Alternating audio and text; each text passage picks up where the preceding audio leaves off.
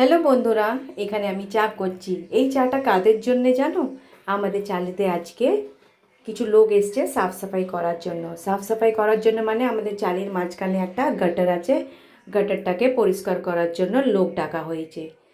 পড়াচ্ছিলাম বলে সকাল থেকে বুঝতে পারেনি, দরজা বন্ধ ছিল তো।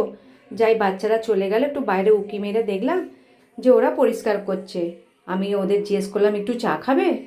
জিজ্ঞেস করতে ওরা বললো হ্যাঁ খাবো। তাই জন্যে এসে ছুটে আগে চা বানাতে আসলাম। সমস্ত কাজ পড়ে আছে। বললো যেখানে আমি তাড়াতাড়ি একটু চা করছি ওদের জন্য। চা করতে করতে মানু একটু আওয়াজ লাগালো, আর চাটা পুরো ওপরে এসে পুরো গ্যাসময় পড়ে গেল, পুরো গ্যাসটা নোংরা হয়ে গেল। থাক, ওটা আমি পরে পরিষ্কার করে নেবো।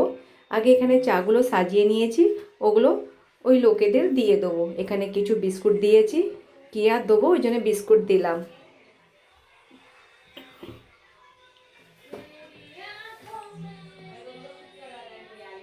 আগে দেখে নিই লোকেরা কোথায় আছে। ওরা এখনও কাজ করছিল, ওদের একটা আওয়াজ দিলাম এসে তোমাদের চাটা নিয়ে যাও। ওরা বলল ঠিক আছে আসছি। এসেই বলল একটু জল দাও ভাবি।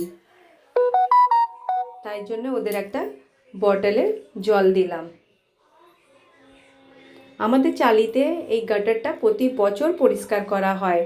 কিছুদিন পরেই পুজো আছে, পুজোর আগে পরিষ্কার করতে হবে বলে আজকে ওটা করা হচ্ছে। দুমুখো চালি তো, মাঝখানে গাটার, এই জন্যে এটাকে ভালোভাবে পরিষ্কার করা হচ্ছে। পরিষ্কার হয়ে গেলে সবাই মিলে একসাথে চালিটাকে ভালো করে ধুয়ে নেব। চালিতে থাকতে গেলে পরিষ্কার পরিচ্ছন্ন তো করতেই হবে, নাহলে কত মশা মাকড় ককরোচ কত হয়। ওই জন্যে আমাদের বছর বছর এটা পরিষ্কার করা হয়।